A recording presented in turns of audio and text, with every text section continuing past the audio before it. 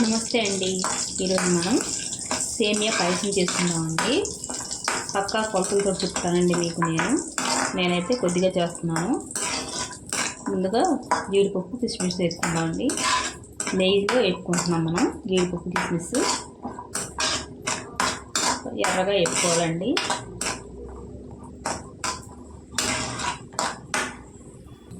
చూడండి, కొద్దిగా ఎగాయి కదండి జీడిపప్పు. ఇప్పుడు మనం కిస్మిస్లు కూడా వేసేసుకుందామండి. అవి గుప్పుడు అండి. మనం ఎన్ని కావాలి అన్ని వేసుకోవచ్చండి. ఈ బాగా పొంగేలాగా వేసుకోవాలండి కిస్మిస్లు. కలుపుకుంటూ వేసుకుంటే అన్నీ సమానంగా వేగిపోతాయండి ఒకేసారి. చూడండి కిస్మిస్లు ఎలా పొంగాయో. ఇప్పుడు కొద్దిగా ఎర్రగా అయ్యేలాగా వేసుకోవాలండి కిస్మిస్లు కూడా. వేగిన తర్వాత చూపిస్తాను. చూడండి ఇలా వేగాలండి. ఇప్పుడు ఇది దింపేసుకుందామండి. చూడండి, నేను ఒక 1/2 లీటర్ నీళ్ళు ఎక్కించుకున్నానండి స్టవ్ మీద. ఇవి మరగాలండి నీళ్ళు. చూడండి నీళ్ళు మరుగుతున్నాయి కదండి. సగ్గు బియ్యం అండి, పెద్దవి. నేను నానబెట్టుకున్నానండి అరగంట ముందు. ఇవి వేసుకుందాం.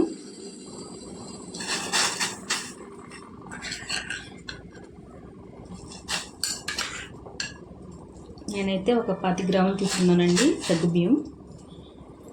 ఈ 20 గ్రాములు సగ్గు బియ్యానికి 75 గ్రాములు మనం సేమియా వేసుకోవాలండి. సేమియా ఎక్కువ ఉండాలండి, సగ్గు బియ్యం తక్కువ ఉండాలి. అదే ఎక్కువ అయితే 1/4 కేజీ సగ్గు బియ్యానికి 3/4 కేజీ మనం సేమియా తీసుకోవాలండి. కరెక్ట్గా తీపి తినేవాళ్ళైతే 750 గ్రాములు పంచదార సరిపోద్దండి. లేకపోతే 850 గ్రాములు, లేకపోతే 900, అలాగా తీపి ఎక్కువ తినేవాళ్ళు బట్టి వేసుకోవాలండి. అలా వేసుకోవాలి. ఇంకా పాలు అంటారా మనం ఇష్టం అండి. పాలు ఎక్కువ వేసుకుంటే బాగుంటుంది. నేను చేసే పాయసానికి 3/4 లీటర్ పాలు తీసుకున్నానండి. ఇలా నానబెట్టుకుంటే తొందరగా ఉడికిపోతాయండి సగ్గు బియ్యం అన్నవి. చూడండి తొందరగా ఇలా తేలిని అంటే ఉడికిపోయినట్టే. ఎక్కువసేపు మనం నానబెట్టుకుంటే తొందరగా ఉడికిపోతాయి సగ్గు బియ్యం. కొద్దిగా మరగనిద్దామండి ఇవి. చూడండి సగ్గు బియ్యం ఉడికిపోయాయండి. 5 నిమిషాలు వండుకుంటే సరిపోతాయండి ఎక్కువసేపు నానబెట్టుకుంటే. ఇప్పుడు మనం ఇందులో సేమియా వేసుకుందామండి. చూడండి డ్రై సేమియా అండి, ఏపిల్ సేమియాలే. ఇంకా యాప్ అవసరం లేదండి వీటికి. ఇలా డైరెక్ట్గా వేసేసుకోవడమే.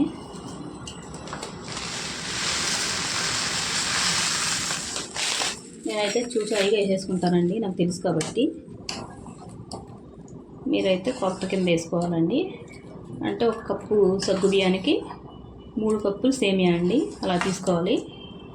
ఇప్పుడైతే కరెక్ట్గా ఉంటుందండి కొలత.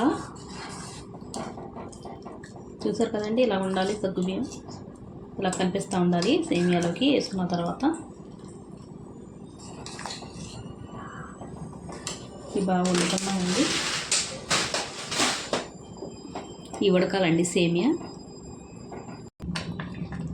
కనిపిస్తున్నాయండి మీకు సగ్గు బియ్యం. ఇలా ఉండాలండి క్వాంటిటీ. ఇలాగా సేమియాలో సగ్గు బియ్యం లాగా. సగ్గు బియ్యం ఎన్ని వేసినా చిక్కబడిపోద్దండి ఎక్కువ వేసుకుంటే. ఇలాగైతే కరెక్ట్గా ఉంటాయండి. చూడండి ఇలాగ మనం తీస్తే ఇలా కనిపిస్తూ ఉండాలి సగ్గు బియ్యం తక్కువ, సేమియాలు ఎక్కువ కనిపిస్తూ ఉండాలండి. చూడండి కనిపిస్తున్నాయండి మీకు.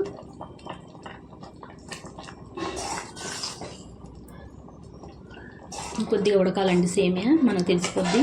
ఇలా పట్టుకొని చూస్తే తెలిసిపోద్దండి. చూడండి సేమియాలు ఉడికిపోయాయండి. ఇదిగోండి ఇలాగంటే తెలిసిపోద్ది మనకి. లోపల ఏమి పలుకు ఉండకూడదండి. ఇప్పుడు మనం ఇందులో పంచదార వేసుకుందామండి.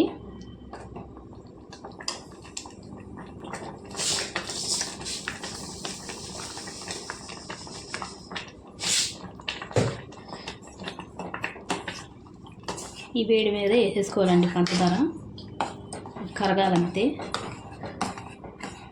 చూడండి పంచదార అంతా కరిగిపోయింది. ఇప్పుడు మనం ఇందా కిస్మిస్ జీడిపప్పు వేసుకున్నాం కదండి, అవి వేసుకుందాం.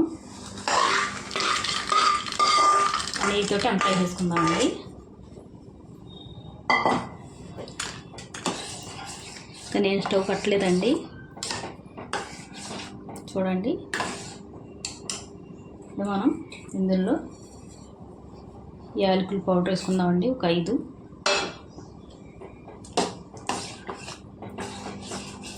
స్టవ్ కట్టేసుకుందామండి.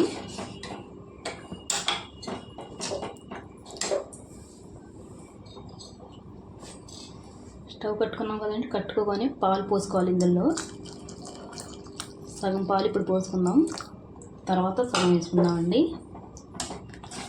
బాగా కలిపేసుకోవాలి. ఈ చిక్కబడిన తర్వాత కన్నా సగం పాలు పోసుకోవాలండి. చూడండి,